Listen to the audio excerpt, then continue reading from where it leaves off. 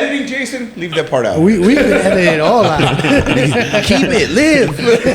Live, man. It's live. We're live. We've got viewers right now tuning in. Shit, Man, thank you guys for joining us. Of course. Anytime. My Jiu-Jitsu, we are back with Evan and Rico, our resident brown belts that just be fucking everybody up. Yeah. I fucking I don't know about respect that, it. man. Sometimes, I seem to have a reputation at John Jacq's and Forge and stuff, and I don't know where it comes from. Didn't you just say you choked out a kid? He didn't choke out that kid. No, I didn't put him to sleep. Oh, someone else did. I just ignored the first half. Okay. But he didn't sleep, okay? There's He a didn't difference. go to bed. He just felt You have to that. understand the He was whole just like story. freaking out a little bit, like, wait, I thought this works. Okay. I was And like, it maybe was next time warranted. you don't give me a wet willy. Yeah, you should have, like, as soon as you got up, gave him a good job. Quick little wet I'll willy. pat him on the head and give him a little. I feel Good job, pal. If he gave you a wet willy, it's warranted that you put him to sleep. Yeah, we were just having fun. Okay. Just having fun. He was having fun. He was having fun too. He gave me a wet willy. I'm mad that I wasn't there for that. While we're talking about it, Devontae, you had a question offline. Oh yeah, Yeah. So I don't like choking people to sleep. I've only done it like 3 times. Like I don't like it. Right. But after seeing you in your last tournament, you just put Buddy to sleep and then just dropped him and gave the. Are you not entertained? Like so at what point do you stop counting? I'll be honest with you. I won't say stop counting. You don't ever stop counting, but you start becoming proud of it. It goes from I put out, like, don't get me wrong. I can say I've only put out a handful, not even a handful of people, like training partners. That's not that's embarrassing. That's sad. That's fucked up. That's bully shit. Yeah. In tournament, I'm trying to put you out because you're trying to do the same to me.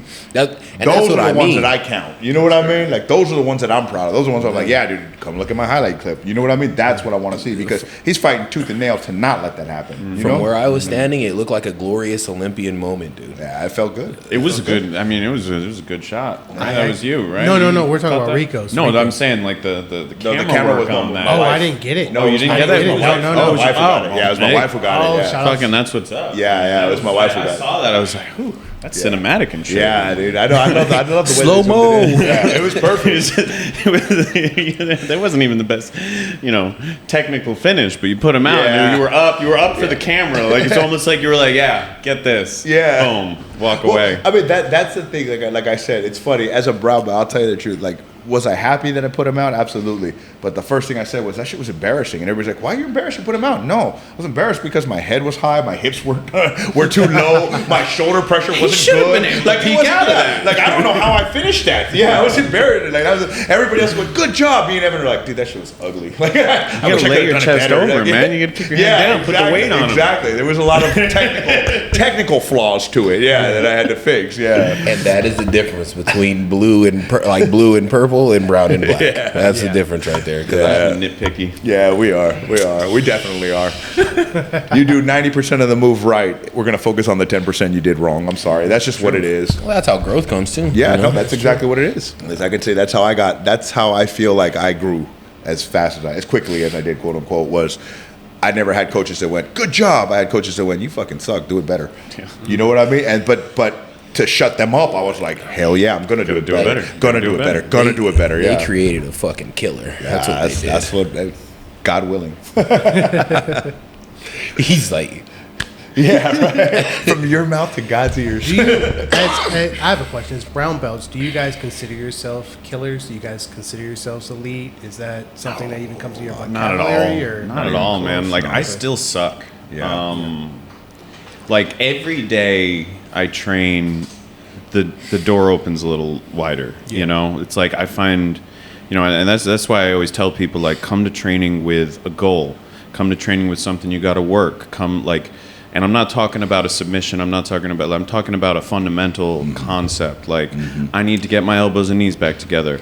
I need to remember to shrimp a little bit more before I do this. Like, because and it's those little inches that get you there. But, like, I still suck, man. Yeah. Like, there are people that wipe the floor with me day in, day out. Like I still have my boogeymen, you know. 100%. And I'm getting a little closer. You know, I can maybe get a better position on this one guy that fucks me up, but he's gonna make me regret that immediately. You know, anytime I roll with lower belts and they look at me all starstruck and stuff, like, holy shit, how'd you do that? I'm like, fucking time on the mat. Yeah. You know, like I've been doing it's sad. I've been doing it 12 years, almost 13 years now, and like I still suck. Yeah. I don't think I'm good. I just get lucky. Yeah. You know? I'm not as defeatist as him, or maybe I'm just a little bit more ego-filled than him. But I'll say this: I'm a masochist, man. I don't believe that I suck because my tournament results prove that. Yeah. I've done very well at big tournaments and whatever. But that being said, there's still a lot of room to grow. I am not a god or something. I don't look at myself like that. I know that I'm decent for my age group, for my weight group. I know that I'm solid in my fundamentals and what I do because of exactly like Evan said. When I come to class, like we were talking about it a little bit earlier, when we come to class, I don't focus on, if you come to class, maybe the teacher has curriculum for a week, but then he goes on to something else, and then he goes on to something else because he has to keep the whole class going. If you focus on that, it's not giving you enough time to truly absorb what's going on. So I'll focus on whatever it is that I'm doing. And like Evan said, it's typically fundamental. My footwork right now is what I'm working from passing. I've been doing that for the last 6 months. Just passing people as often as I can, standing up instead of smash passing, coming through and working my foot, working. It's starting to get there, right? It's getting better. Hey, 6 months, bro. It's finally starting to come in. But that's like when I first started doing this, dude was throwing me on my head every time I stood up, I was getting launched, or I was getting leg locked, or I was getting this, because it takes time to develop those skills. And I think that at lower belts we don't understand it, or we don't need to understand as minuscule of the process as it is. Okay. Now that I've been doing it a while, I understand how to keep my hips heavy. I don't need to focus so much on that. It's more about moving my hands. It's more about putting my hands in the right place. It's more about moving my feet the right way. It's more about switching my hips. It's more about the little details, the fundamentals that I've ignored for so long. It's really you know centimeters, man. Yeah, it really is. That's the difference it really between is. something working and something failing. It really just is. Fucking centimeters. It really is. Like,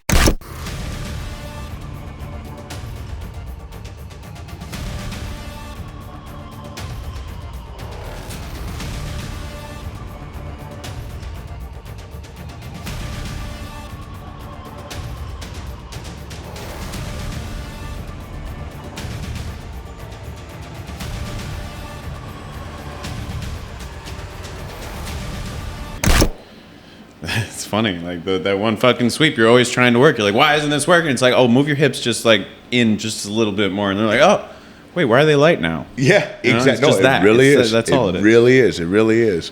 I keep getting butterfly hooked by Evan. I swear this was an Alex question. Keep getting butterfly hooked and just thrown over his head. What am I doing wrong? Take one step back, just a little step back. See how much heavier you are now? Now your hips are over him, not your whole body. Oh, yeah. That's all it is. Okay, but now how do I move my feet around him? Like, now you're gonna have to figure that part out. Rico. Do it yourself and figure that one out. All right. Yeah. Frustrated for a month and a half. Yeah, exactly. I do the same shit to everybody. Yeah, you know, yeah. it's at that point. Like, there are certain people that I roll with and train with now that I have to do different things, and I love that. Like, Yeah. you know, shout out to fucking Felipe over at John Jacq. Like, yeah, I love that guy is my favorite training partner down there. Like, we go at it. The dude's monster. second, third degree black belt or something now, Third degree now. Yeah. he's just he's guy's late 50s, early 60s, something like that, and he rolls like he's in his 30s. Late 20s, you know, the guy is a fucking beast. He's 215, and his technique is so on point. It's like, it really is. he's the kind of roll, though. Like, you can have those guys that, you know, they completely smash you. They fuck you up. They make sure you can't do anything. He's not that guy. He's the guy that'll let you get there and then make you regret it. Yeah. You know what I'm saying? Like, that's what I love about him, because when I roll with him, it's like I actively have to get better in the roll. Yeah. You know, that's what I feel sometimes when we roll. It's like I have 100%. to actively raise myself up to a better level so I can get around this hurdle. And I mean, those are the best training partners in my opinion, man. 100%. The guys that like really fucking push, like you're both doing things. You're both, it's a conversation. Yeah. You know, it's not a Yes. fucking monologue in there. Yes. 100%. And yeah, that's how you really get better, because I mean, that's how we all get better, that we push each other. You know, you know, I wouldn't show up to fucking jiu-jitsu if I didn't have such great training partners. Like, I get bored. I'd be like, oh, this is This is all it is. Yeah. Like, you need those people. 100%. Like I remember wrestling, we used to always say, if you're the best in the room, you're in the wrong room. And that's exactly how I take jiu-jitsu too. If I'm the best in the room, I'm in the wrong fucking room. Oh, for sure. And I'll tell you right now, any room I've been in with John Jock's guys, with this, I've never been the best in the room. You know what I mean? And that's awesome. Like, oh yeah, I just want to say something too, real quick. You said on the last podcast that you saw me roll with a good roll with a black belt. It was not a good roll, bro. It was Professor Felipe that you saw. He let it look like it was a good roll. He was beating my ass the whole time, bro. It was not a good roll. Like I'll tell you that. I mean, don't get me wrong. He did let me get positional. He did let me work some stuff. He did, absolutely. So it looked, but I could feel it. Like if it looked to you like it was a good competitive role, it wasn't. Okay. He was letting me get there. Like I promise you, he's like mountains of levels above. Like there's levels to this, and he's on one that I can't touch yet. Yeah, he's so good, dude. He's so good. To be clear, I think I saw what you're talking about. Yeah, okay. But it was still good. Like just because a black belt is letting someone work doesn't mean I don't feel like the role can't be good. Yeah. What the way I equate it to is like when a blue belt rolls with white belt, and I'll say that just because I'm a blue belt. It's like, you know what this white belt's gonna do. You're just like, okay, I'll do this, or I'll get into a position. I'll let you smash patch me. I'll let you work your stuff. But I'm gonna when I'm ready, I'll get there. But then there are some white belts, like Elijah, for example. Sure. Yeah. I'll do that. I can't do that with him because he'll turn it up, and I have to go. All right, well I gotta switch my game now because he'll fucking work me. I'm with you though, because so I've talked about it before. My brother plays a very Patriots-like game, whether it's in a tournament, whether it's at the machine. He's just gonna get you into side control, and he's gonna systematically beat you on points or submit you with a bread cutter or something like that. But I find it like very boring. Mm-hmm. So if I don't have training partners that I can like stretch my legs with, or like, and the thing is, if I can play that game too, but if I do, it's not fun for me. I don't feel like my training partners like rolling with me, and I also don't feel like I get better. Like I started watching jiu-jitsu, and I didn't want to be a side control merchant. Hey man, welcome to being a big guy, dude. Yeah. But the thing is, I refuse to accept that. Are you throwing shade at Archie right now? Are you throwing shade at Archie right now? For life, always. Love you, but fuck you, dude. I mean, I'll say this to that. Like, I'll be honest with you. When I roll in the gym, I don't do that either. Like, I'm more than happy to move out. If I pass, usually I'll hold it just for a couple of seconds and then let you get your guard back and then pass again, because that's what I'm working right now. If I'm playing guard, I'm going to sweep you real quick, come up on top, pass, but then I'm going to let you sweep me back. I'm going to move with you. You know, like, I typically like to believe that I play either down to my opponent's or to my partner's levels, or I play up to my partner's levels. I like to play with you know, I want us to have fun. We're in there working together. We're playing. That being said, in tournament, if I can pass your guard, I ain't giving you your guard back. You get what I'm saying? Yeah. If I'm in tournament, I am boring as shit typically. Oh yeah. You know, like, don't get me wrong. If you give me a chance for a sub, I'm going to take it. But I'm very methodical. Everything is time consuming. If I can just pass your guard and sit, like my wife will tell you, she saw me. I won 2 Pan titles by doing that. I passed somebody's guard. I gave them half guard back, but only like a quarter half guard, just so that I could pass again. Now I'm winning 6-0 instead of 3-0. Yeah. And then I laid on them in side control. You know what I mean? That's what I did. Yeah, that's the difference between working in class and competition, in my opinion, man. Like, I fuck around so much in class, man. Like, I have so much fun. I'm sitting there inverting. I'm, like, going for stupid leg shit. I'm doing all sorts of dumb stuff, right? Yeah. Cut to competition, like, all of that, like, 75% of that goes right out the window. I'm focusing on very simple things. Like, the most flashy thing I'll do is go from knee on belly, circle around to the arm bar. You know, like that's, but that's a move that I have honed to the point where, like, I can hit it on anybody for the most part now. You know, it's like, but yeah, it's just very simple, basic shit in competition. I don't do anything flashy. Yeah. Besides, because I'm part of this, because I'm too scared to fucking give them an inch. You know, like these, you going like, I like fighting. I like competing a lot. Yeah, me too. I lose a lot.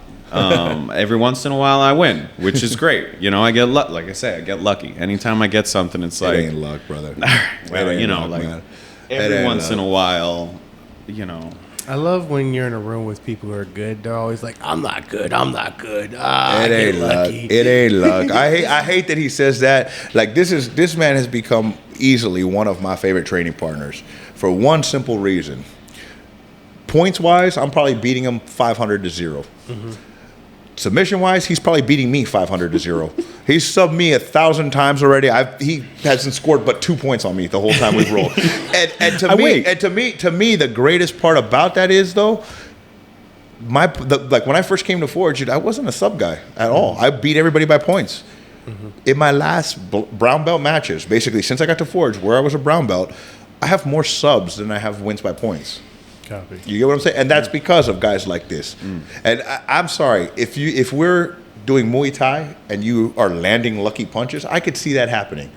This is jiu-jitsu, bro. You don't land lucky submissions. It doesn't happen. You set that shit up, so don't give me that lucky. I hate that he says that, bro. And this dude, he's a sub hunter. Like, yeah, he'll lose by points, but he's looking for the sub. That's why. You know what I mean? Like, come on. And the thing is, then, like, I've been to Forge.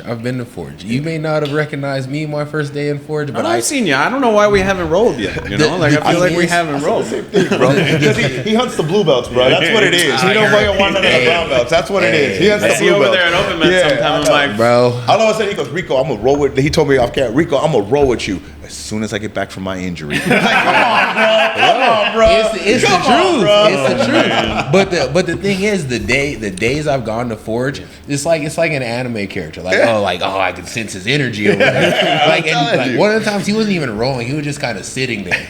I don't even think he had his belt on. He was just sitting there.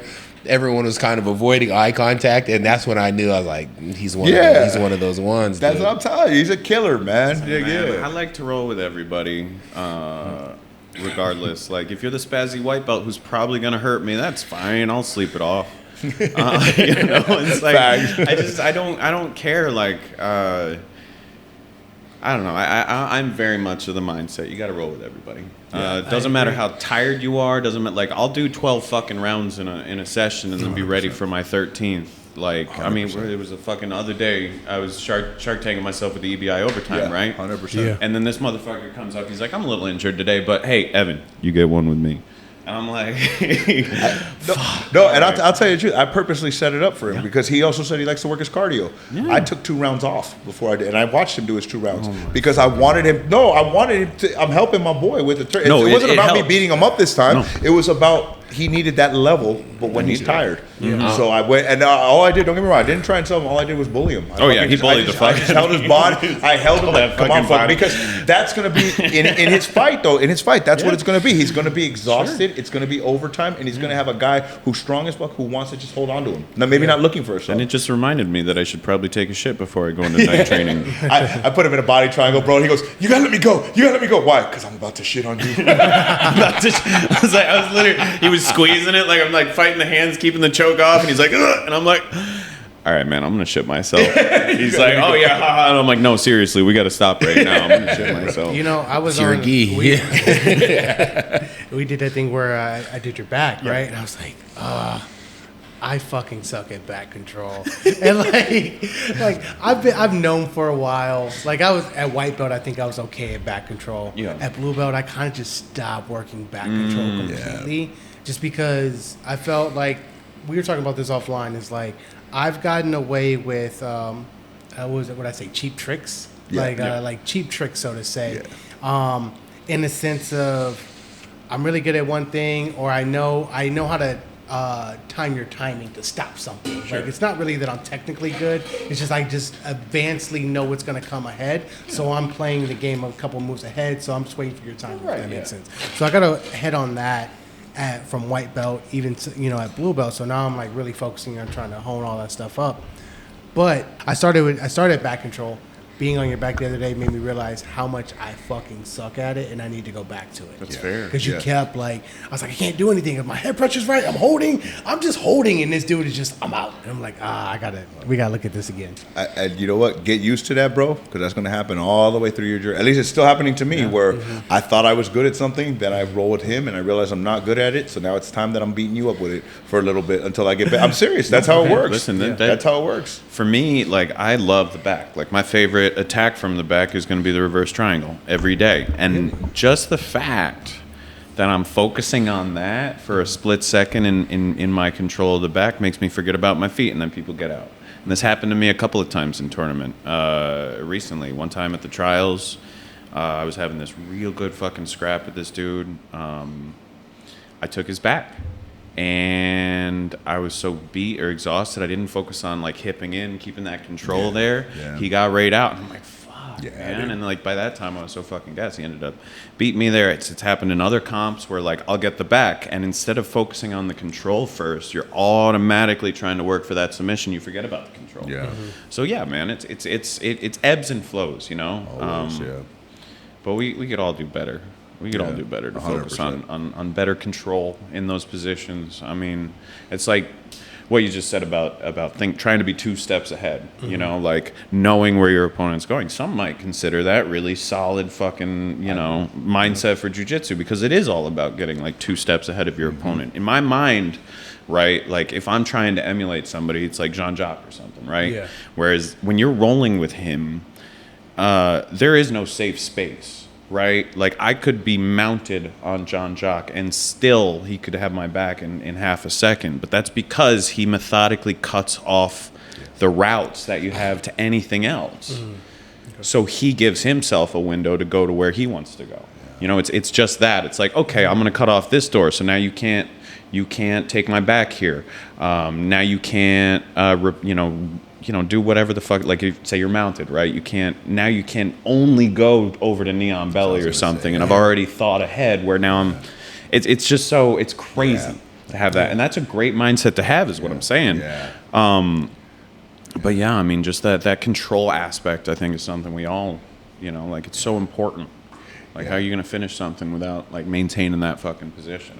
And that's what I've been working around a lot. It's just having control in those positions so I can really work my subs. Yeah, I love that. Like that's something that I learned from, like, as I get higher up, it's more, or closer to the black belt, I should say. As we get closer, I start seeing jiu-jitsu differently. Like, I used to be like, man, if I'm 5 steps ahead, my professor's 10 steps ahead. No, he's not. You know what he's doing? He's not 10 steps ahead. He's making me walk down the path he wants me to go. Like he said, he's closing down all of these doors and leaving this one open. It looks like he's 10 steps ahead because he's making me walk down the path that he wants me to go. And 100%, like when I started realizing that's what he's doing, why can't I do that? That's what I've started doing with, you know what I mean, with everybody. Okay, you're going to go this way, you're going to go that way, you're going to go this way. When you get there, you're going to come into a clock choke. You know what I mean? You're going to get there, you're going to come into whatever it is that I've been setting up. 100%. Like JaySin, I threw over the kanto on you. I threw the kanto on him 3. No. Here's the funny thing. I threw the kanto on. I've thrown it on 3 times. He's gotten out twice. I got him with 1. Yeah. But I thrown him over. The first time I did it, he has a problem with that move. He doesn't like the move. It's fine. So I told him I'm going to do it again to him.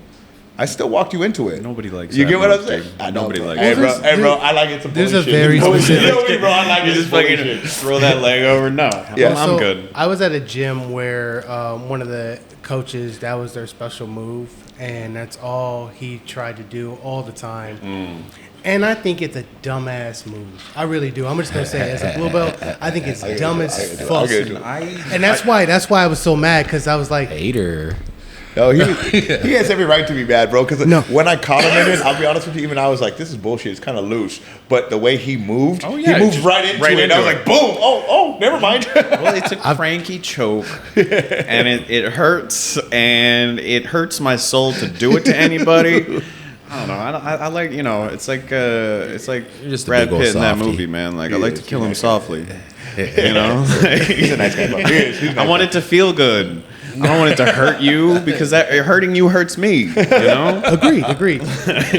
But I will wrist lock anybody if I get the option. I want to talk to you about those before we go wrist locks, but I do want to say what you're saying about the. So, I think the reason why I don't like it, and the reason why I've said this before, is like there's a level of alertness I have when I'm in competition and when I'm rolling. Yeah. That was one of those, my level of alertness was down. It wasn't, I was like, motherfucker. That's why I was mad about it. Bro, that was the best. I felt for like after I hit him with it, I laughed and I saw his face. I had comp JaySin for the next 2 minutes, bro. It was beautiful. I was like, oh, here he is. This is the guy. Everybody has those. That was cradling. Yeah, I missed you. I was, bro. I thought it was fun. I was like, oh, look how cute. He's trying really hard. that I was trying, Jay. That was not comp, Jason. There's still a difference. Everybody has those triggers, Yeah, 100%. and it's good to know that the dude. Kantu is JaySin. Yeah. You know? It's just because I think that choke. The is way he stupid. said that was fucking menacing. He said it's good to know that yours. It's good to know people's figures. Well, just know that I'm gonna defend it every time. Now. My senses will be on. Yeah. To be fair, bro, he did. He benched me off of him the second time. I was like, damn, bro. Like, there was no technique to it at all. He just said, "You're not getting me with this." My mother went Super Saiyan, bro, and just threw me off of him. I hate that fucking choke. That's fucking awesome, man. It was nice, though. It was fun. That's the flashy shit I wish I can do. I was just telling JaySin like the Peruvian necktie he does, the Kanto choke. It's the transition to the finish that I can't. I don't really. It doesn't work for me yet. I totally get that, I man. don't know, I love how you said that, though. That's the best way to say it. It doesn't work for me yet. Yeah, I love that, bro. I love that. You can always Exactly. develop that for sure. Yeah. I don't know. I don't go anywhere near those. All the. I like a cross collar from time to time, but I ain't throwing on neckties. I ain't really throwing on darce. I love a darce. I will darce. Yeah. Hey, bro. I will try to darce anybody and everybody, even in the gi, with all that fucking extra fabric, just because I enjoy it so much. Yeah. But like neckties, like God, I wish I could. It's a timing thing. It's like getting the right. Stepping like fucking again, Felipe. He loves the fucking Peruvian. Yeah. And like every I time know he he hit gets me with one. I know. Yeah, Yeah. I know. He'll hit you if you roll with him one time. He'll hit you with that. Yeah, that I and that know. fucking sweep when you're passing. Yeah. Every goddamn time. Dude, he sent me fucking flying with that goddamn sweep. I thought my hips were good. No, they weren't. Yeah, dude, he sent me. I was like, okay, I got it. I figured it out. I know, just drop my right. Oh, god damn it. Yeah. That's the thing. I'm starting to open, like I'm starting to unlock. It used to be like, oh, keep your hips low. Yeah, just resist it. He won't be able to get you over, but he does anyway. Yeah. And then now I'm of the mindset like, no, now I just need to rotate another half rotation that's nice, before he comes on top. Because if I out rotate him, then I'm in his side control on the other side. Yeah. And maybe I can do it. That's nice. Okay. Yeah. Half rotation. Anyway. He might be watching. Yeah. Might be Black belts gotta share their mindset. We don't. You know what I'm Coming after saying? them. I feel like whenever like you have to get to a certain point because like whenever you were talking about these moves, I get flashes of it in my head of like what you're talking about. But like early blue belt, white belt, like I got nothing. And like when you get to a black belt, it's just a full picture all the way through. Yeah, kind of. I don't. It's again like you just said. You're thinking about jiu-jitsu differently. Yeah. Like I was just having a conversation with a friend of mine today. She just started getting back into jiu-jitsu. She's training up north, and she was talking about being stuck in side control, right? Bottom side control. And I'm sitting there describing how to bring her elbows and knees together and how that's all you need to do to get out of side control. It's like literally all you just got to bring your but your like frame, describing that to her, and I'm also thinking like she's a white belt. Like, does she? I'm on the phone with her right now. Like, is she even gonna think about it? She's like, thanks, I'll try that. I'm like, Yeah. Right. fuck. Let me know how that goes. But yeah, it's the concepts, the understanding, the being able to talk about positioning and stuff. Like I remember, the first 4 years that I was training, I couldn't recall what the hell happened in a roll. Yeah. Like I would do something cool once and be like, and people are like, how'd you do that? I'm like, I don't even know what you're talking about, bro. Yeah. It's like now, luckily, as you do a thing more and more, your understanding and the concept of it grows in your head. So like now, I can.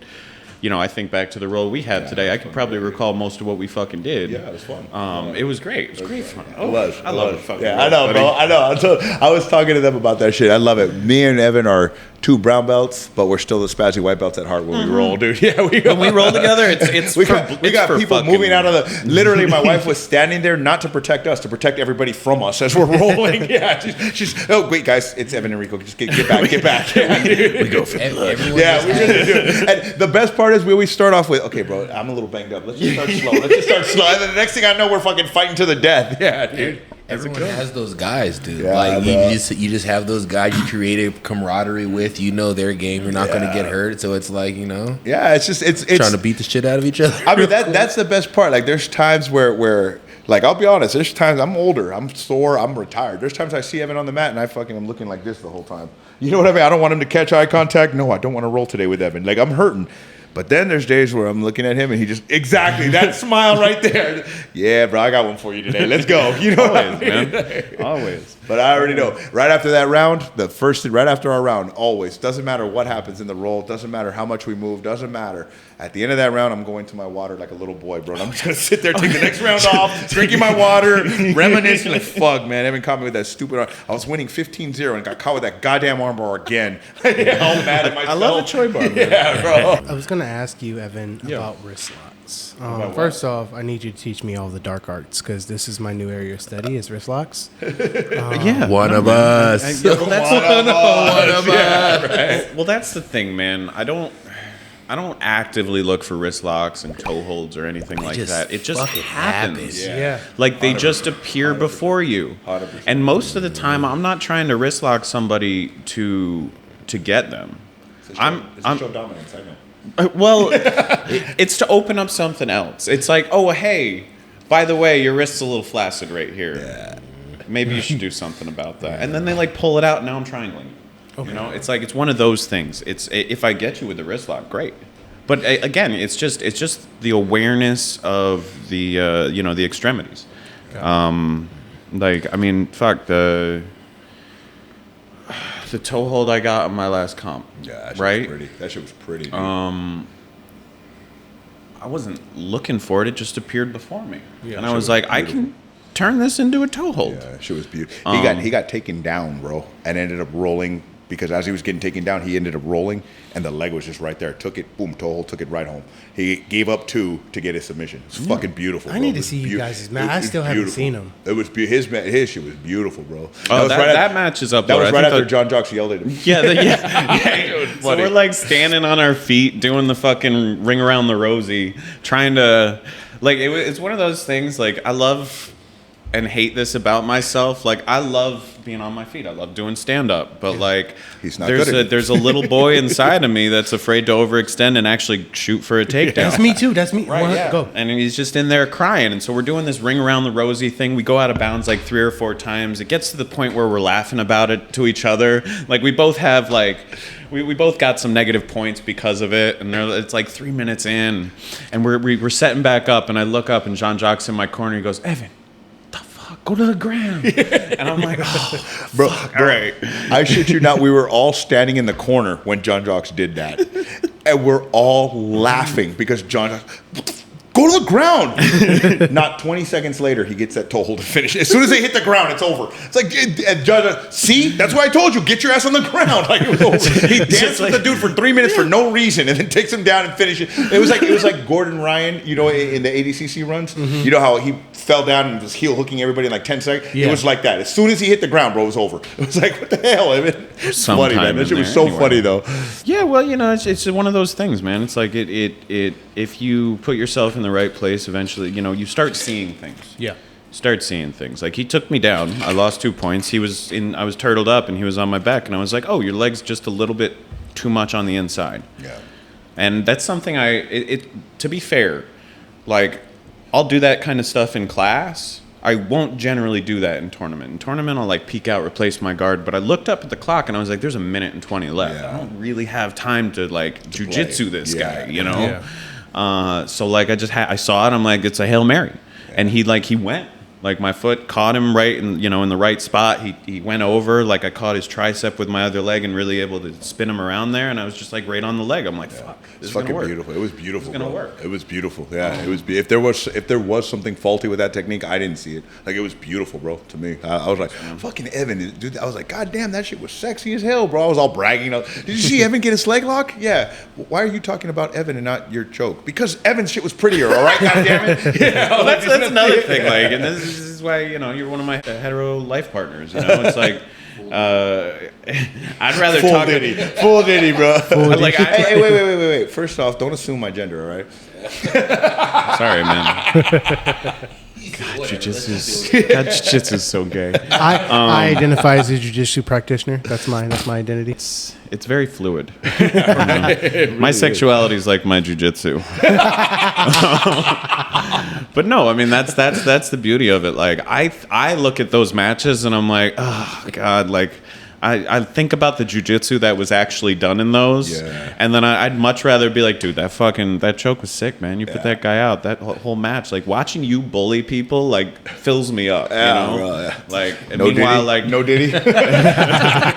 No, you can't say that to your heterosexual life partner. I'm just saying, bro. I'm just saying. I you know, and even now, because I've been doing this so long, I have so much more enjoyment watching the guys that I train with go out and win, watching the white, the blue belts, the purple belts that I train with and like have given some knowledge to. I have so much more fulfillment going out and watching them win than actually winning for myself. Like for me, it's like I don't know, maybe Steve-O said it or something, like if I win, that just means I don't need to cry over my dinner that night, you know, like I can have my steak and enjoy it. If somebody else, like if somebody else wins, I'm like fucking cheering, man. Yeah, like I'm jumping for joy because it's like I had a hand in that victory for you. Like you fucking listened. 100%, dude. It's like it's so much more fulfilling, man. It really is. You know, I don't know where that. Now, I've never been much of a competitor. I love fighting, but like, I wouldn't. You know, I'm 33 now, and I'm only just starting to like really, you know, get into more competitions and stuff like that.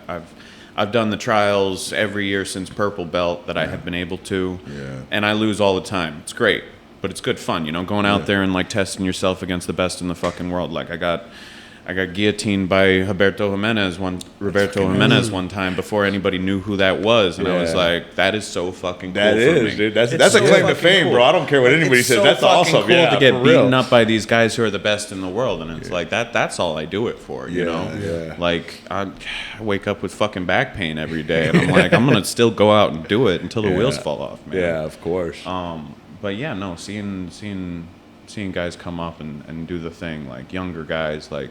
I started at 21, you know? Yeah. Like, you got guys nowadays all the time. You see them starting at fucking 8, 12. Yeah, you know they're going to be killers. Yeah. They're going to be tapping you out when they're 16 years old. You're Yeah, like, what dude. the fuck? Where'd you come from? Dude, I tell the kids all the time at Forge, I'm like, you know what? I'm just going to beat your ass right now while I can, because by the time you're 20 and I'm 45, 46, 48, I ain't rolling with your little ass no more. Like, where you can beat my ass, you're just going to have to hold all them goddamn L's. You know what I mean? That's the thing, man. Like, nowadays... Choke that 16-year-old out. I'm telling you. I'm Damn telling right. you. I love putting kids in their place just because it's like I only have a couple of years left of that. That's Because it's, you know...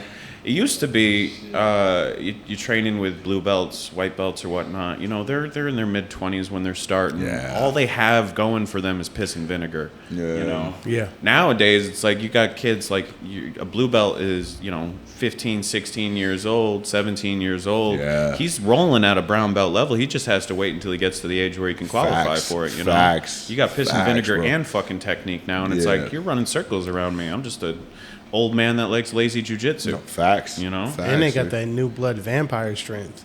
You know?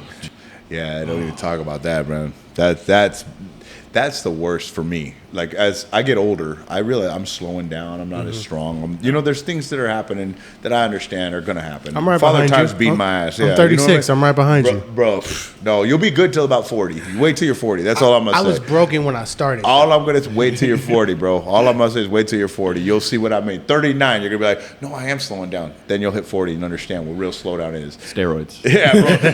I'm getting to that point. I'm getting to that point where I might need them just because. You know what I mean? Yeah. When I hit 35, I already know. TRT. 35. That's fucking weird, dude. Like my brother. Yeah. I just found out he's 40 now.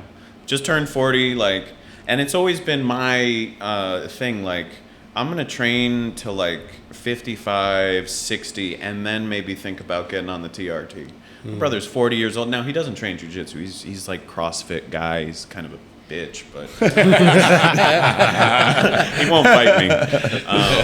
He's my older brother, of course, and yeah, I was like, fucking 40 years old on TRT already. Like you were just committing to that, like, because like once you get on, you can't really there is no Yeah. getting off. Yeah. like I had somebody in the medical field, like, we were talking about stuff like that. Like I was bringing up the idea of peptides for recovery and stuff, and she's in the medical field, and there's not a lot of research going on about that. And she's like, well, you probably get on some TRT instead, maybe like a mild steroid, something like that to get what you. And I'm like, you just recommended like to shut, because once you start taking it, that shuts down your system. Yeah. bro. When you Like, say she's in the medical field, what is she, like a I don't know, CNA? she's like a nurse or Yeah, something. okay, That's not. bro, 'cause that's not like. But I'm like, that's not a recommendation I accept. I'm so sorry. Like, but yeah, it's so weird. Like 35. Don't you dare. So- I'm just talking shit. fucking dare. So at 30, Fucking find you. I'm telling you, bro. so I have my ACL in one of my knees and my PCL are torn. I never got them repaired, Yeah. and I have no meniscus in one of those knees. So yeah. like when you talk about peptides and stuff, I'm sure. like, yeah, I'm so in it for that Peptides are purpose. great. Bro. I think peptides are wonderful for Yeah, that, I man. did peptides for a little bit on my knee, and I'm not gonna lie. When I was doing them, like I had my wife injecting them, but dude, it was funny because at first I was like, I don't want to do this. I don't want to do this. The needle hurts too much. It's fucking stupid. Like because I'm going into my knee, bro. Yeah. Like, it's one thing about going into like the fat into your butt or into Yeah, you know yeah. where it's not. But that shit was hurting, bro. It's like basically going straight into bone. It Yeah. fucking sucked. So like I don't know. But I'm not gonna lie. I had bursitis and my knee was swollen through the roof and it fucking sucked. And the doctor told me basically now I don't have a bursa anymore, so I'm gonna just deal with this for the rest of my life. It's just that's it. Yeah. Those peptides, bro, help. They really like do, a dude. motherfucker, man. Like all of a sudden, I was like, "Oh my god, I can move again." As far as It felt recovery, really good. Yeah, dude. it felt I really did good. after like right after the tournament that I got both my fucking knees popped in because I'm dumb. Yeah. And then like right after that, we were rolling. I popped the rib. Right. yeah. I got on the peptides for a month, and fuck, dude, it like night and day, dude. I'm Within telling a you, month, like my knees were feeling great. Yeah. My fucking rib, like it still hasn't popped back out, but strong. But it feels better. But I can it's tell. strong. It's funny. He stopped inverting after that. Yeah, I did. I was like, not against anybody like 20 pounds heavier than me. That's for sure. I don't invert anyone bigger than me. Oh yeah, no, Or even my same size. Go ahead. Yeah, no, I mean that's what I was saying. Like after that, like he was just trying to pass my guard, and I'm like, let me invert to replace my guard. I got halfway. He bent me in half, and just went. I was like, whoa, stop. I did. Okay, number one, let's be clear. I did not bend him in half. Okay, I signed the waiver. I put my pressure down so that he couldn't get underneath me. He still tried. It's his fault. You can't make it sound less gay, bro. I was gonna say it does. It sounds like you bent a dude in half. Oh yeah. I'm just saying. He said, I put this pressure on him. That's all on it, right? Is it He my fault? folded me. Oh yeah, that's jujitsu, right? The art of folding clothes while people are still in. Yeah. Right? Yeah, People, that's that's kinda facts. stupid shit people say, but it's true. It is. You guys have been in the game a while now. You were Yeah. saying 21. How I don't even. I think I've asked you before, but I've forgotten. So the way I started, I was okay. I'm 42 now. I was actually 24 when I first started. When I first got in, but I was doing MMA as well. So I fought till about 28, where my retina got detached. After Okay. that, I kind of took a break till 35, 36. That's when I got back in it. Okay. From 24 to 28, though, I used to train with Fabiano Ija. He had a rule where he wasn't going to promote anybody until they trained in the gi. Like, you had to train in the gi to get promoted. I was doing MMA, so all I did was no gi classes, so I never got promoted. So when I came back, I had 4 years of experience. I had a ton of wrestling experience, but I had no experience in the gi. So when I came back, it was like, all right, well, whatever. It looks like I leveled up quick because 35 to 42, I'm a brown belt, 7 years. That's kind of fast. You know what I mean? Sure. Yeah, But you I gotta, spent 7 years at purple belt. yeah, bro. But you got to remember, I had 4 years experience, but I also started wrestling when I was 9 years old. Wrestled through college. You know what I mean? So Yeah. I had a lot of grappling That adds experience. up. Yeah, but I did have an 8-year gap of no training at all. Every time I think about it, I wish I wasn't such a pothead in high school, man. Yeah. Like, I remember my wrestling coach. He was also my history teacher, and I was pretty much 180 in high school. Like I was boxing and stuff. I boxed throughout high school, but the wrestling coach came up to me. He's like, Evan, we need you on the team. Yeah. Why don't you come by? Try classes for a bit. Like, just come on, just get in here. I'm like, all right, cool. I'm not a big fan of the singlet and all that. And I gave it a try, and I did it for 2 weeks, and then I realized I had two options: do bear crawls for 4 hours after school, and then ride my bike home because there's no buses at that time. Yeah. 2 miles uphill the whole way, completely exhausted. Or go home after school and smoke blunts with my friends on the porch. And I chose the latter. And I like now that I'm in jiu-jitsu, I've regretted it ever since. I don't know why, bro. You're in jiu-jitsu. You chose the right path. I mean, I'm still smoking blunts on the porch. Yeah, I'm just saying, bro. Without that practice, I mean, come on, you have virgin lungs. I'm just saying, dude. It's funny when they came to me about wrestling. At least you gave it a shot. I said, bro, you're fucking crazy if you think I'm putting that singlet on. Yeah. So, like, all it takes is like the 130-pound guy, 115-pound guy just fucking wiping the floor with you to be like, I mean, like, it should have inspired me, but I was like, nah, I'd rather just smoke pot, man. So the two things. That was our wrestling room, bro. Like, we had all the guys that started. We all started at 9 years old. Like, it's funny. You say you're 180 in high school, and now you're what, 195? Yeah, dude. I'm 200 pounds now. I wrestled at 152 was my senior year. Oh no shit. And the only reason I was at 152 is because my ass was bulking because I knew I wanted to fight. So I was walking around like 180, like you. We were about the same size, and I cut all the way to 52. Yeah, dehydrated. Oh yeah, wrestling cuts are scary, man. Every, and I swear, back then there was no hydration test. Back then we had kids killing themselves, literally killing themselves. Every year there'd be some kid who dehydrated too much and died. That's why they put in the hydration test now. But switch to the fucking distilled water, baby. Dude, I'm telling you, I can remember because I mean back then we didn't know shit about diet. Like nobody knew. Parents didn't know about diet. You know what I mean? So it would be I'd wrestle on Saturday. On Monday I'd get to weigh back in. Saturday I made 152 or 154 if we got the 2 pound allowance. Made my weight. By Monday, I was always like 168, 170, always fucking just everything. Water weight. You're finally huge. And then Wednesday, I'd have to stop eating. Thursday, no more drinking water. Saturday, get on the scale. You're 154. Oatmeal and distilled go fucking water. That's all you get. That was the worst part. No, I said I had to starve. I mean, we didn't know any better. We didn't know oatmeal was not fattening. We didn't know that you could eat watermelon to do. We didn't know any of that shit. I starved. I didn't eat anything from Wednesday after Wednesday morning. I wake up, I'd eat breakfast, and then no dinner, no breakfast, no dinner Thursday, no breakfast, no dinner Friday. Stop drinking water Thursday night after practice. No drinking water or eating on Friday. Saturday morning, go jump on the scale, all sucked up and dehydrated. Half the time you're like dizzy when you stand on this. You have a Gatorade kid. You made weight. No, that was the worst part. We'd have my dad right there with a bag of McDonald's for me. Good, now eat this. You need to put your food back in your body like McDonald's. Fucking best diet. Yeah, dude, I'm telling you, champions. We were terrible. After tournaments, we'd go get pizza, knowing damn well all of us were kids were cutting 10 to 15 pounds every week, dude. But yeah, it was bad. Calories are calories, man. But in high school, that's all I ate was shit, McDonald's and pizza. Yeah. But you guys were saying wrestling the singlet. That was the one thing I walked in and I was like, nah. And then it's weird now because obviously we do no gi and there's dudes balls in my face, no diddy all the time. Like north south and stuff. I was like, man, I don't want no dudes balls in my face in wrestling in high school. It just looked gay as heck and it looked sus and I just didn't want to. That's another thing. Like even in high school, you're allowed to wear the cup.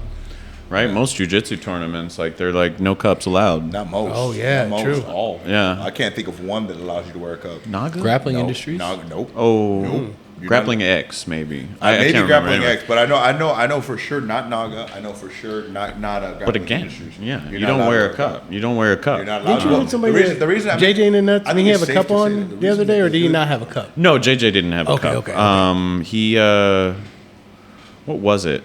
He was trying to replace his guard or some shit, and it was one of those things where I was like knee on belly, and he hipped out and then sucked his knee back in, and like the way they came back in, my knee just happened to touch. It's almost worse when it's light. Yeah. It's like it's always worse when it's light. It's always worse when it's like. He tapped. Oh, he tapped. He was filming the whole thing. It's hilarious. Like, because we're talking about like he asked me a question. Yeah, about I think it was some shit. side control guard replacement. Side control guard replacement, and he's capturing it, and I'm having a real teacher moment. Like I'm like talking him through it. And I'm like, you got to do this, and like really watch your frames, and blah blah blah. And then he goes to replace his guard, and then my knee just hits his nuts a little bit, and he's like on his knees. You could tell he's like trying to hold something in, and he's just fucking Jay's right there with the camera, like just filming everything, and he's like almost turning away from the camera, and I'm like, what's going on with you? He's like, you kind of got me in the nut. I'm like, oh, I got you in the nuts, did I? Fuck. And he's like turning away from Jay. I'm like, no, Jay's getting this. This is important. Let him see.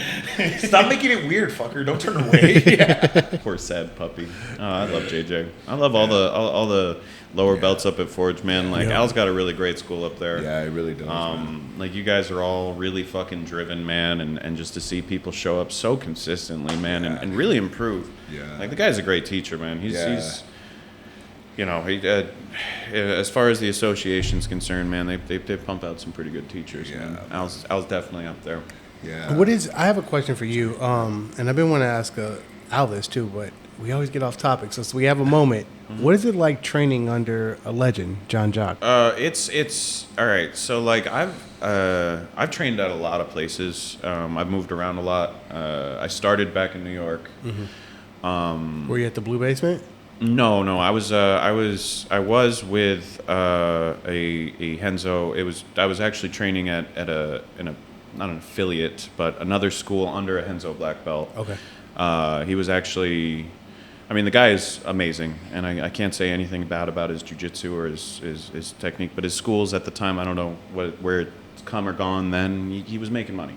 You know, it was kind of McDojo-y, where I started, but like, you know, again, this guy is one of Danaher's first like prodigies. He trains with Gordon. He goes and trains with everybody. He was training with GSP back when he was at the top of the UFC and everything like that. Amazing jiu-jitsu, but his schools were like one of those where like you're not allowed to train other places. You're not allowed to even think about competing. Like the fundamentals I got there, very good, very solid fundamentals. Then 6 months in, I was moving to Miami, and they gave me my blue belt before I left. And I moved and started training with Cyborg. Okay. And the first fucking day I was down there, I was like, oh yeah, I got my blue belt. I'm feeling like tough and shit. And then they beat the shit out of you in warm-ups, right? Like, because it's a competition school. They're fucking going, like, conditioning. Like, we don't do warm-ups at John Jacq's or Forge, you know. You stretch out a little bit, and then you get to training and stuff. And this was like, you get in there, all right, start running. All right, we're doing burpees. All right, we're doing all the things. We're shrimping 5 or 6 times up and down the mat. Like, you are exhausted by the time technique comes around. And we do technique, and by that time, they're like, all right, we're starting rolling. They stand me up. They're like, hey, roll with this guy. I'm like, okay, cool. Yeah, I'll roll with this guy. He's a blue belt. I'm a blue belt. We're blue belts. Meanwhile, this guy is, what the fuck is his name? Hunter. Anyway, he won Worlds at blue belt that year. Amazing practitioner. He's from Hawaii. Trains out at Longman Jiu Jitsu. Amazing. Guy was, and he fucked me up so good, right? And I was like, holy shit, this is a blue belt? Granted, he was like, you know, easily purple, borderline brown at that point, but he was young and, you know, but fucking amazing. Like, it opened my eyes. And then the next roll, they were like, all right, now train with this guy. And this guy just won Europeans at fucking blue belt that year. And like, he fucking bow and arrow chokes me 3 times back to back to back. And like, I realized like, oh shit, this is what it means to be a blue belt, I guess. So like, it set the bar there. So I had to really work my way up there. And then when I came out here, I just got my purple belt over there, and I started training at 10th Planet. And I did that for 3 years. And, you know, of all finally after that, I went and moved to John Jacq's. And I will say that training under John Jacq is, it's different than anybody I've trained with, because most people, they teach techniques. You know, you go to a school, you expect to learn, like, you know, maybe we're working passing today. Maybe we'll learn 3 or 4 different passes. Maybe we'll learn 3 or 4 different chokes, back takes, whatever. John Jacq teaches in concepts. The man, he doesn't show you technique. He shows you concepts that reverberate throughout all of your techniques, right? We're talking about, all right, let's talk about frames today. Let's talk about, you know, the concept of a knee and elbow. Like, that's the first time anybody, I trained fucking 7-8 years maybe before I made it to Jean Jacq's. And that was the first time anybody was like, replacing your guard is just bringing your elbow to your knee, you know, and just, and maintaining that. Like, it's amazing to be able to walk in there and know I get to train under him, to learn from him. You know, how does it feel? It's intimidating. Like, I don't know how Jean-Jacques feels about me. I've been training there for 7 years. I'm just happy when he gives me a handshake, you know? I love the man. I think he's an amazing coach and instructor. And, you know, I don't know where I stand over there. Like, me and Alejandro, we're like the black sheep of the gym, you know? We just fuck around all the time. And, like, I get a lot of head shakes because I'm always the one in roles, like, just, you know, talking shit, bullshitting, that kind of thing. Like, I'll be having a conversation with the person I'm rolling with, or, like, having a conversation with the black belt over there while I'm beating up this blue belt. But it's like, it's, you know, I find that a lot of fun. But, yeah, it's a little... the bar is high when I have to go out and fight with that logo on me. But it's also empowering, you know, to know I'm fighting under a flag like Jean-Jacques. Like, you know, this guy and his brothers, they spread jiu-jitsu through Southern California. Fucking probably one of the greatest practitioners to ever do the art, you know? And even to this day, like, he hasn't slowed down one bit. Like, I don't think anybody at the school has ever tapped him. You know, like it's as far as people to look up to, he's the pinnacle, you know. And I feel both honored and intimidated and at home all at once training under his flag and at his school. So yeah, it's a different experience than anybody I've ever trained with, and it's my forever home at this point. Like, I'm not training anywhere else. Respect. I would have been there, but too much money right now. I get it. No, I get it. Like, listen, like, if there are a couple of things that I have to work for in a month, one of the biggest things, probably up top, even below rent or even above rent, is like, okay, I got to pay my fees. Yeah. Like, let me get my tuition, so, like, I don't get a call from Marcel being like, Evan. Nah, I know. But yeah, I hope that answered. No, that was beautifully well said. And I think, like, when I walked in there, I kind of get the energy of what you're saying. There is kind of sort of an expectation of, like, the jiu-jitsu that they want to come out of there. And sure. Yeah. I mean, like, in the coaches over there, like, you got Jay and Mark, the other head instructors over there, and I guess Steve-O's been kind of moving towards that now. I mean, they're all great practitioners, and like, you know, I love learning from all of them. Yeah, I like that. See, for me, I always look at it like this. Like, I mean, granted, I don't train there, so I can't. This is just an assessment. You tell me if I'm right or wrong. Yeah. Here's the way, like, I've always looked at it. It's funny because, like, there's levels to everything. You know what I mean? Like, where I might be a really good competitor, I could be a really shitty teacher. You know, where somebody might be a really good teacher, they could be a very shitty competitor. John Donaher, by far, is the best coach we've ever seen. His competition is garbage. Now, I'm hearing Gordon Ryan is a very good teacher and a very good competitor. Of course, the best competitor we know. It's funny that it seems like at Jean-Jacques, the guys that I've seen are a good combination of both. I watch Steve-O compete. I know how good he is. I see him run through his division, but then he goes into the open. Like, does that count the open? He's what, 130 pounds, 140 pounds? Light as hell. Yeah, he's 130 pounds and does the open. Like, his first round is usually a guy your size. You get what I'm saying? But and don't get me wrong, he's competitive in these fights. He doesn't win them, but he's competitive in these fights. And then I've also learned from him. And like you said, his technical knowledge, it trips me out how well he knows. We have nothing in common as far as our gameplay goes, me and Steve-O. Like, he plays a game that I cannot play, will not play. I play a game that he cannot play. He's not big enough and does not play. And yet for him to be able to explain to me how to make my game better tells me all I need to know about the coaches there. You know what I mean? It's like they're it's almost like, okay, to be a black belt here, you not only have to be good, you have to be able to explain how it is that you're that good. Oh, sure. Yeah. To me, that's just the mark of a place that I'm happy that I'm part of the affiliate for that. You know what I mean? I've got a piece of their black belt. He's teaching me too. You know what I mean? Like, yeah. No, 100%, man. And I mean, like, I going off of that, like, I see how Alejandro teaches, you know? Yeah. And it's easy. You know, the way he breaks things down and explains stuff, like, I'd love to teach more. I would love to fucking teach more. Yeah. You know, I every once in a while they'll throw me a white belt and they'll be like, here, show him some shit. And I'm like, cool, nice, I get to teach. But meanwhile, I'm like, anybody asking me to teach, I'm like, what, so you want to hear word vomit for like 20 minutes while I try to explain a goddamn technique? Like I'm trying to teach it to a purple or brown belt? Like, teaching a white belt is fucking hard. It's hard. Dude, it is. Fucking It is hard. bro. It Showing is. somebody that knows absolutely nothing, I'm like, okay, cool. Now get your hooks, and they're like, what's a hook? I'm like, okay, cool. All right, it's with your Okay, foot. now you I just want, all right, I just want get- you to shrimp your hip out a little bit. What's a shrimp? Okay, what's that? Yeah, exactly. Oh fuck. Okay, just do a technical stand-up. Like this? No, I don't mean like that at all. Don't ever do that again. Yeah, dude. I just need you to turn on your side and get your underhook.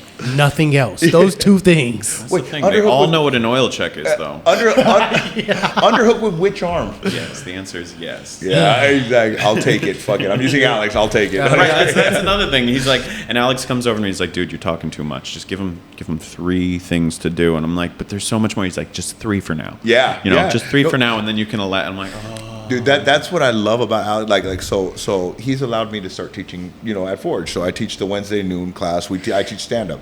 I teach wrestling. I want to help the guys understand like how to be safe with the grip breaks, whatnot. I should start coming to Wednesday. It's one of the I'm dopest things. Yeah, like, dude, I'm telling you. And what I love about that is I probably have hit up Alex with more questions about how to teach than I have about competition or technique. Like easily, I would say easily, because it's like, okay, hold on, coach. I showed them this, and none of the class got it. What did I do wrong? Explain to me how you told them. I went over too many details. Yeah. Exactly like you said. You Always can't too many confuse them. details. Slow it down. Do this, and then I want you to do yourself a favor. When you start teaching, ask why. What do you mean, ask why? I want to break this grip. Why?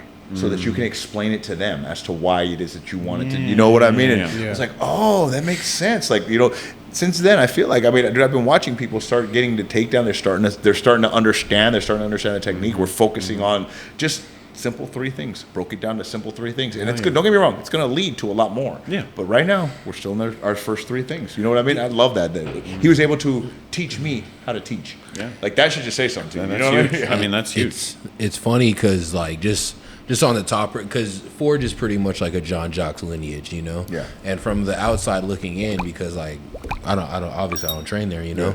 but I've already became like I'm just a fan. Like watching the whole team in competition, like everybody is like you said, like they're like whether they win or lose, you can tell they have a very good knowledge of their game, what they're trying to do, their understanding, and that comes from John Jacques setting that standard and Alex passing that standard on. Oh, sure. And everyone's just kind of meeting it head on to where there's, and it wasn't even just me, like being in the stands at that JJ World League. The world. people were like getting afraid of you guys. Yeah. Like, it's funny because people were like, where did this gym come from, or like, who are they? And then like John Jacques, like I've talked so much shit about it, but Ross, like I'm still not like I respect Ross's game. I know he's good, but it pisses me off, dude. Bro, you ain't the only one that says that. Don't worry. He hears that shit from home all the time. Why would you pull bottom side control just to Kimura somebody? I pulled half guard. You let them all go to side control. Shut the hell up. Yeah. He does that all the my time. And that's the goodness. worst part. How do you correct somebody with such a high success rate? Yeah. You get what And I'm the- saying, and the bro? thing He does is- everything wrong, and it works. I just it fuck works. him up in class. I do too. I just fuck him up in class. I'm like, oh yeah, you pulling that on me? Okay. Every time I roll with him, bro, I'm just fucking torture. I gave him my bag. I gave him a fully locked in rear naked one time, bro, and I still escaped. He was Oh, so he talks mad. so much shit too. Broke his heart. He talks Broke so his much heart. shit too. Every time we're about to roll, he's like, "Oh, I'm gonna get you today, old man." Today's my Who's day. the old man? I love the confidence, but at the same time, I can't Isn't say he 40? he's not, And you're Yeah. he's not good. It's that practice the same punch 1,000 times. Yeah, no, 100%, 100%. He's Yeah, so dedicated, man. Like Yeah, to he watch really that is. dude go out He really and like, is. and I feel really bad about this because like,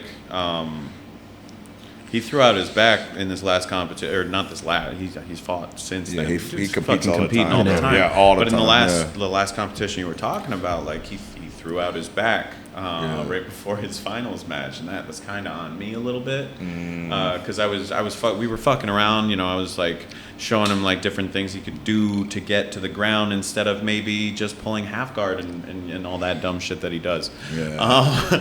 And yeah, he threw out his back a little bit, and then he also had like a fucked up knee that day. Yeah, I remember and that. he goes in there and fucking beats the guy, like only beats him on points. Yeah. You know, only on And points. he's so mad about that, bro. That's what I love about him. He comes Yeah. off the mat crying.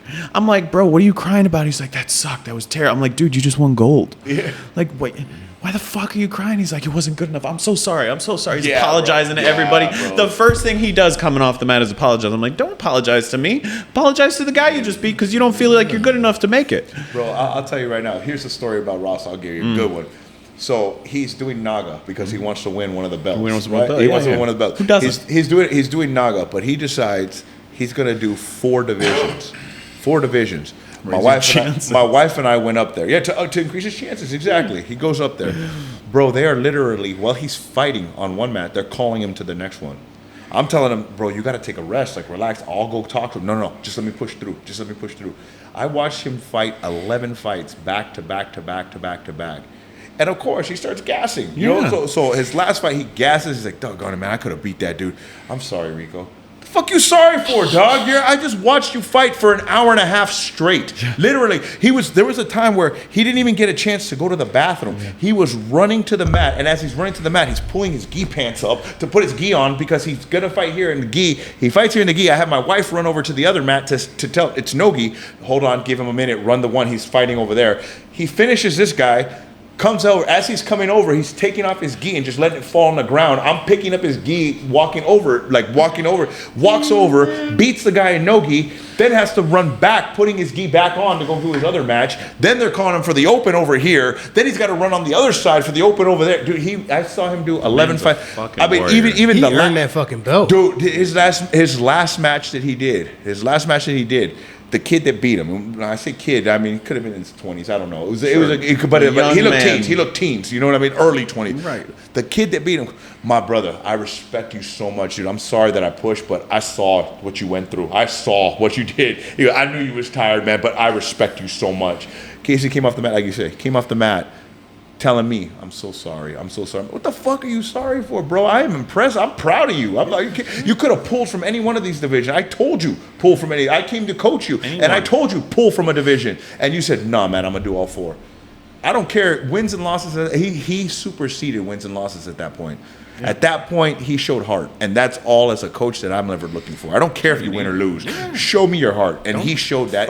Give up. He got more heart than any. I'll tell you right now, more heart than I have. Because there's no. I would have pulled out of 2 divisions. I'm lazy, dude. Yeah, I'm lazy. I would have never signed up for 4, to be honest with you. Yeah, I feel like the most I'm like maybe doing is like gi and no gi on one day. It's like even that, bro. I stopped doing that. Like I'll tell you that 4 divisions. I do 4 tournaments a year. This boy did it in one day. Ain't no way. Ain't no way. I'll never do gi and no gi a fucking again in my life. I've done it twice. I'm good. Yeah. There's a reason why I refuse to get less than second place in tournaments because I don't want any more than 3 matches. Fags, bro. Sometimes I'm like, I go for 3rd because then I'm gonna get more matches, right? I lose the first one so I can do more jiu-jitsu. That's why I do IBJJF. It's one and done, bro. One and done, if I lose my first one, or I got to win, or I win the first one, and then I get to the finals. That's it. I like in the Masters 3 division, bro. There ain't many of us there. So I'm good. It's funny because in the ultra heavies, the divisions are usually like 1 to 3. Yeah, the first time I had like 5 people in my bracket, I was like, "What the fuck is that?" They gotta move that. They gotta move that around. That's the thing, though. Like I'll be honest with you. If so, like I was saying, like I thought I was a big guy. Like I'm a 200 pounder. I thought I was a big guy. Then I met somebody who's a real big guy, and I realized I'm not a big guy. But as a big guy, let me ask you this. Like I'm sorry, I'm kind of like taking over right now. No, you're good. Let me ask you this. As a big guy, is the open even a question? Like let's say you do IBJJF. The absolute. Is that even a question in your mind? Are you always doing that, or are you still like maybe not? Depends on how I feel. Or I would do the open. Yeah. In all honesty, I find the open a bit more challenging because I don't care what anyone says, bro. Like you guys look at me and like, oh, he's big. I don't want to fucking chase you guys. Like I don't want to do it. I don't want to like George. Did you see the episode with George? Yeah. He has the most annoying fucking guard I've ever and it gasses me. It gasses me out. But a big dude like me, it's fine. So the opens are a little scarier, but I'll still do them. I'm not afraid to lose to someone smaller than me or something like that. I know a lot of guys will shy away from it because as a big dude, it's a lose-lose. Yeah, if you beat them, you're supposed to. Yeah, right. And if you lose to them, it's this fucking this fucking loser. Yeah, that's fair. See, I'm at that weight where what I do when I go into the open, if I get a lightweight, middleweight, I get somebody who I'm gonna show that little fuck why he don't belong in my goddamn open. But then you know what happens? Because I bully him, I get his ultra heavyweight homie always the next round, and he gonna show my little ass why I don't belong in the open. You know what I mean? I did high rollers in 2021, I think. And my coach at the time, my boy Mike, he was telling me leading up, he's like, bro, I'm not worried about the big dudes. I'm worried about someone in between that 210 to 225 that just has that can give enough strength to where it's not overwhelming, but also has a gas tank. Yeah. And in my head, I was like, 225. He's not gonna. That's exactly like the fuck. That's exactly how I went out, bro. Yeah. Some dude who was like 220, had the gas tank, was able to match strength just enough. Tough, bro. Yeah. Those guys. I think that's one of the hardest divisions because they can fight anybody. Yeah. You know, the super heavies are. Yeah. They're always. If it's a small ultra heavy and. If it's like, if I'm not in it, of course, because I'm always going to say I'm going to win, just out of confidence. But if it's an ultra heavy with less than 5 people in it, I'm going to take the 225er every time. Every time. Just because he has the cardio for that. We barely have the cardio for that. That's kind of facts, yeah. You know, if it's over 6, then I'm going to be like, I think size will take over eventually, but. Yeah. Speaking of over 6 in size, we are at that time where we do need to wrap up. Okay. About an hour and 10 minutes or something like that. Felt like 20 minutes. I know, right? I know, we're just cruising through. I still want to keep talking. Yeah, it was great. So much more. We didn't even talk about any martial arts at all. Like, you were talking about Ryan Garcia and how he's going to go to UFC. Bro, I love that shit, man. So I have a theory. We can talk about it off, but he's banned from the WBC now. Yeah. I kind of want him to jump into the UFC just to see him and Max. I think that would be a hell of a fucking boxing match in the octagon. I'll be honest with you, no. That's what I was saying. No way. Garcia's gonna sleep him in fucking one. If it's a boxing match. Well, you think Garcia will beat Max? 100%. What? And that's what I was saying. Listen to what you just said, and I want you to realize this. You're telling me that you think Max Holloway, who has trained mixed martial arts, yes, he's got good hands, but has trained mixed martial arts for the last, let's say, 15 years, is going to beat Ryan Garcia, who has trained solely boxing for the last 20 years in a boxing match? If Holloway can take it, don't get me wrong. If Holloway's smart enough to take him down and play the ground, you're right. Holloway wins. Yeah. But Holloway's going to try and bang with him, and I guarantee you Garcia's going to sleep him. There's no doubt in my mind. He tries to bang with him, he's going to get slumped. As long as Garcia can figure out a way to deal with kicks. I don't think he's got to worry about that, to be honest with you. Holloway doesn't have, it's not fair to say. Holloway is a mixed martial artist, so we haven't seen his kicks. He's not known for his kicks, but I'm sure they're there.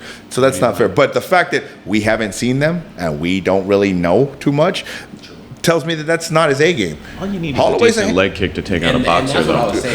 All you need is a decent leg kick. And that's the thing, though. You're right. All you need is a decent leg kick. Have you ever seen that from Holloway? Because I sure the fuck haven't. Fair. I've seen him use a calf kick like twice. That's what I'm saying. And even then, it was sloppy as shit. He's not even turning his hips into it. Like I know what you're talking about. That's why I'm glad you knew. I'm glad you knew, and somebody could bring it up so that I could make fun of it. You know what I mean? But 100%. I'm just saying, dude. If Holloway comes out and tries to bang with Garcia. Garcia is sleeping him. Okay. An early one. I'm not even going to say it's going to be exciting. Whether you like him or not, Garcia got hands. And he got power for a little dude. I agree with that. I just don't. I don't see it. So when if it happens, I'll take your money. I'm more than happy to do that. I'm gonna jump in this. We'll split it, bro. Yeah, I'm more than happy. I'll tell you what we can do. I'll give you 3-1. To be fair, but like I said, but listen. But here's my condition. Here's why you'll get 3-1. If Holloway stays boxing with him, if Holloway takes him down, bets off. That's why I'm gonna give you 3-1. Sure, that's why I'm gonna give you 3-1. Okay. That's why I'm gonna give you 3-1. I'm gonna tell you that right now. If Holloway tries to box with him, it's over in 1. Okay. I'm telling you that right now. There's no way. But Holloway it's still. I'm a bow out. I'm just saying, bro. I'm just saying. Like, they went to the ground. Yeah. If they actually like, you're saying an MMA guy is going to beat a boxer. We've already seen Conor and Floyd. Floyd carried Conor and Conor had better hands than Holloway, in my opinion. I'm so glad you said that because so many people will come up and say Conor won that fight. Conor got fucking. Anybody who says that doesn't know boxing. That guy again. You might know fighting. Show, man. Huh? fucking doing his goddamn Bro, thing. I'm just saying, Mayweather carried Conor. Yeah. Like, anytime Conor looked like he was doing something great, it was to an MMA fan. Boxing fans know the truth. Yeah. Mayweather was laughing. He was never in any danger. It was fun for him. Never in any danger. That's what happens when you put a boxer, somebody who's done purely boxing, versus an MMA guy. Oh, yeah. And I'm just saying right now, you're going to say Garcia is going to go out there and get knocked out by Holloway? No fucking chance I in didn't hell. say get knocked out, but I was saying that I don't think Garcia can beat Holloway in an MMA fight. Maybe boxing, but I don't think an MMA fight. I just say that because of the style. Max doesn't really like being on the ground anyway. Yeah. And that's what it would turn into. It would turn in. But also remember, Max has never said he's the best boxer in the world. He's always specifically said he's the best boxer in the In UFC. MMA, yeah, he really and that I will give him 100. He's by far the best. His footwork, his hand speed, his the way he weaves, everything. His movement is fucking beautiful boxing for MMA. But you look at that and compare it to somebody who's been doing this for, like I said, it's like you're the best purple belt in the gym. So fucking what, man? You're gonna go against a black belt now and tell me because you're the best purple belt in the gym that you're badass? Like, I'm sorry. The best purple belt in the gym just means that you're 2-ply toilet paper, dude. I'm just saying. But that being said, now that I've made all that as my point, there is no chance in hell he's coming to the UFC, bro. I'm sorry. He ain't gonna take that big of a pay cut. I don't see how he's gonna do it. Like, even at best, they offer him what, $1 million? That's still $30 million less than he's making. There's no chance. There's no chance he's coming over. Like, he wouldn't do that. I think if anything, he would go to one, or he'd go to one where they pay more, or he'd go or PFL pays really well. Sure, he'd do something like that. I think yeah. OnlyFans. Yeah. At this point, bro, I'm not doubting anything from Garcia, man. That boy going nuts. Like, who knows? Yeah. Next thing you know, selling feet pics and shit. I don't know what the hell that boy's up to. Yeah. Why not? All right. Well, let's do this real quick before we run out of tape. Is that red light still on? Yeah. Okay. Let's get high on some positivity real quick right. before we get out of here. DJ, you want to start us off? I'll go last. Oh, you? Oh, okay. So I gotta go first. Hey, I got nothing right now. I'm the dude.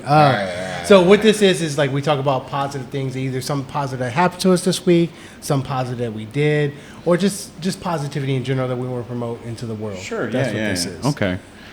He's like, Dude, I fucking just fuck everyone up. I got this I'm one. joking. No. Positivity. I gotta go first. I can go first. I'll go first. Somebody lead the way. Okay, I'm I'll a do first. very Positivity. self-deprecating. I'm a negative person. I'm a very self-deprecating I've got no individual. positivity. I keep the bar real low so that when I have a little victory here and there, it's amazing. I can go first if you want. Yeah, go I'll for go it. first. All right. Okay. So here's my high on positivity. Here's what I love to see.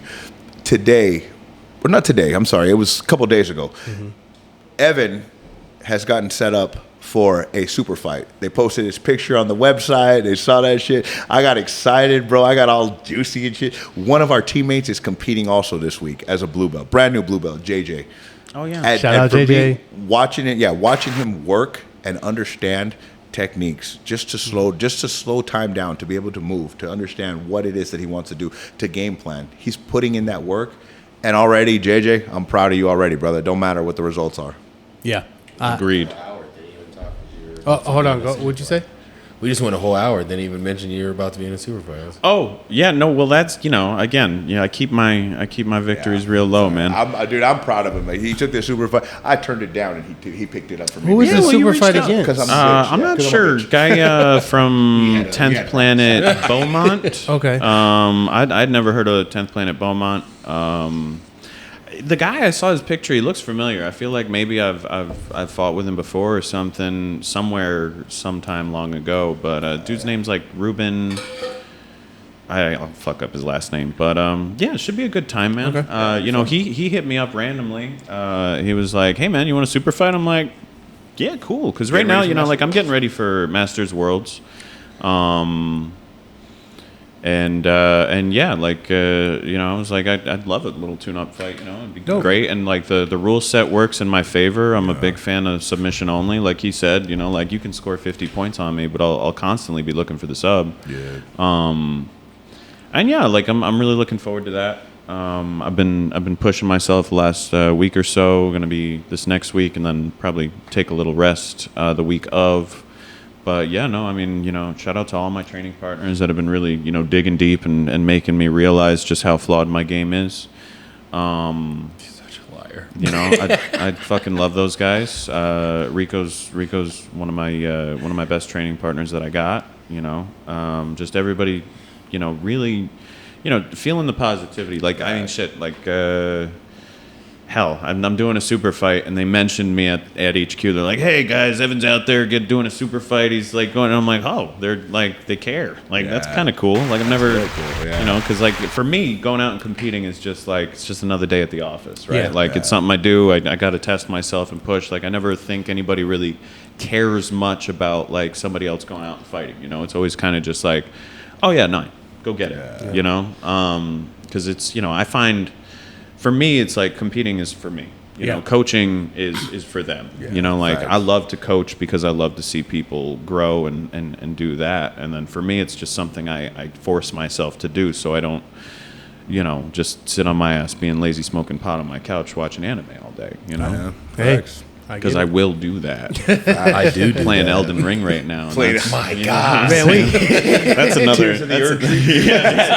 Yeah, dude. You know what I'm talking about.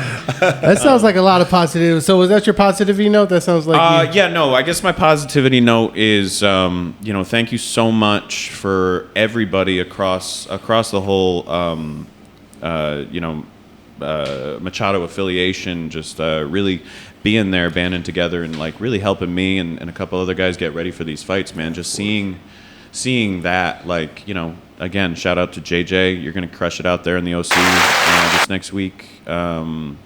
He's stepping up. He just got his blue belt. He's like, "Fuck it, I'm going out and doing an open." Yeah, man. It's.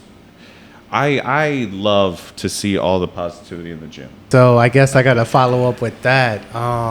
What am I positive for this week? I'm always positive for my lady over here. Where's the claps? Where's the claps? Oh, we got the claps right here. Yeah. We got digital claps. Must be nice. Hey, Evan, you got a lady. You just said you had some tacos. No, all right, yeah. No, I had a little carne asada. We're talking about actual tacos, everyone.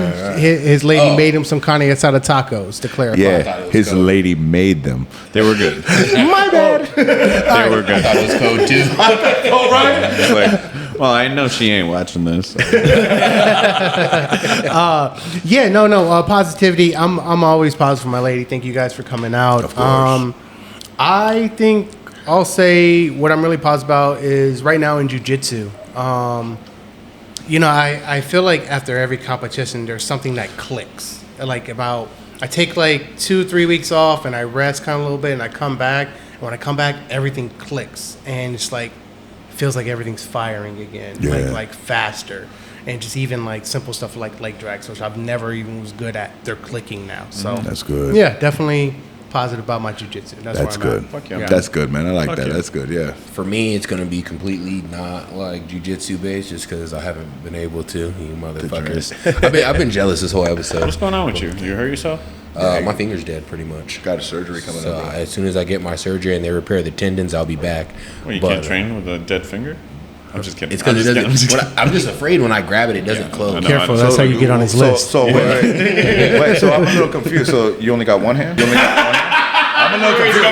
So you only got one hand? So what's John I say Jock's like excuse, 1.5. Isn't that John Jock's thing too? He only got one hand. Dirty, dude. I'm just dirty. saying, bro. I'm just saying. Dirty. It never stopped him from training. I'm just saying. You know what I do when I have one hand? I tuck that shit in my belt and I go, "Come on, bitch." I mean, I can remember a time.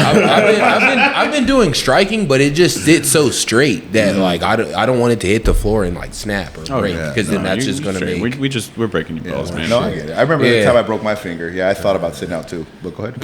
Fucking. Hey, can I just say? I'm about to It never ends. positive. I got two positives there. Buddy lit the furnace. So when I come back, Fuck it's positivity. I can't wait, bro. I can't wait.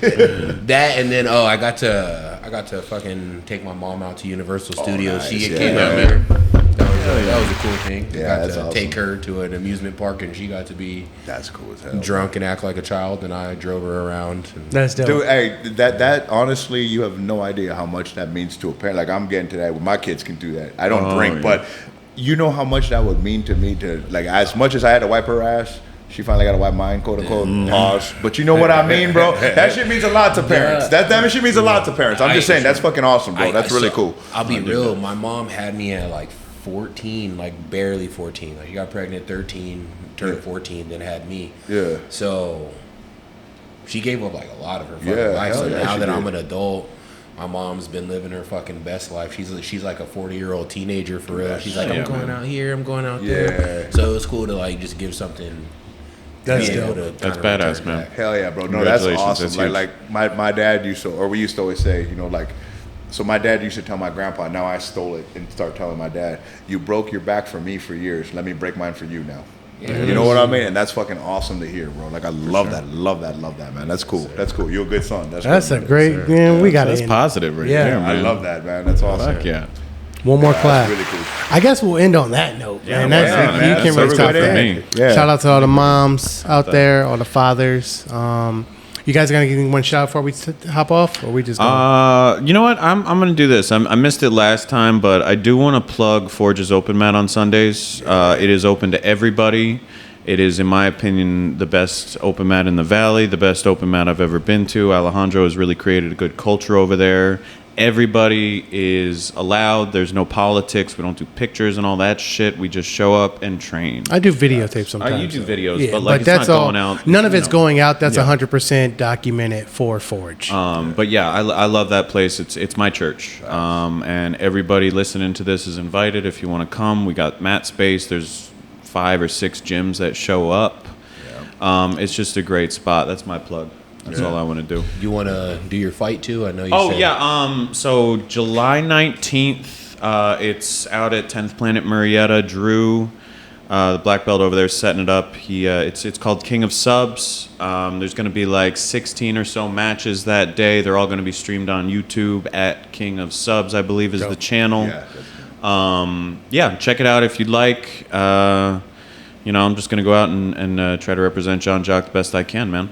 Yes, sir. I'm gonna try to put that link up. You said King of Subs. Yeah, Let me King write of that down. Subs. I'm pretty sure it's King of Subs, yeah. You got anything? Yeah. No, Evan just stole everything that I wanted to plug, buddy. so that's all right.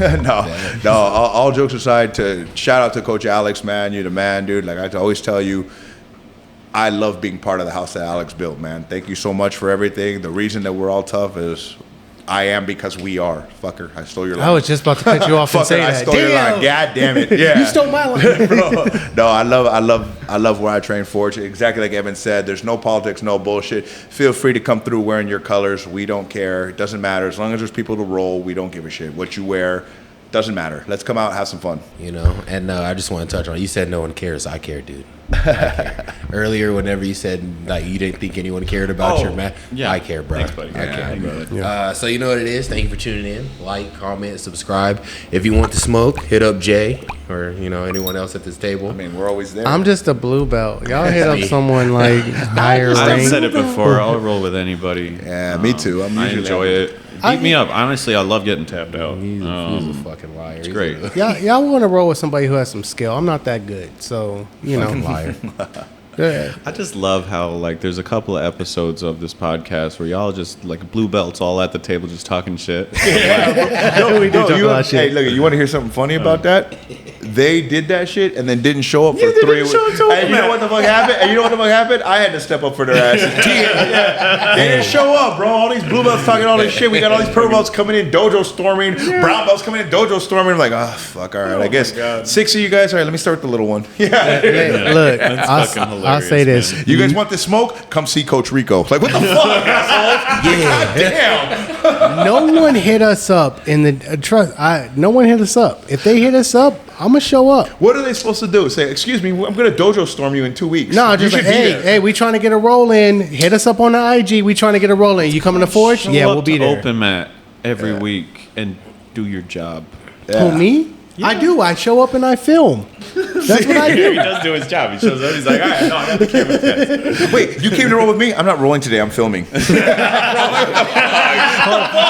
last week, I 100% put the camera down to roll with Francis, the Yeah, brown belt yeah. from 10th Planet. Yeah. So yeah, like I put my camera down to roll with people. Yeah, I mean, I remember one time you were like, hey, man, we haven't rolled in a bit. I'm going to put this away. Can we get a roll before you're out of here? I was like, fuck yeah. Yeah. All the time. Yeah. All the time. So, Nothing but good people over there. We talk a lot of shit. But I'm still going to bust your balls. Yeah, exactly. I'm still going to bust your balls. It's all good. Well, on that note, I'm tired of getting my balls busted. Yeah, I guess we're out of here. Thank you guys all. Thank you. Stay blessed.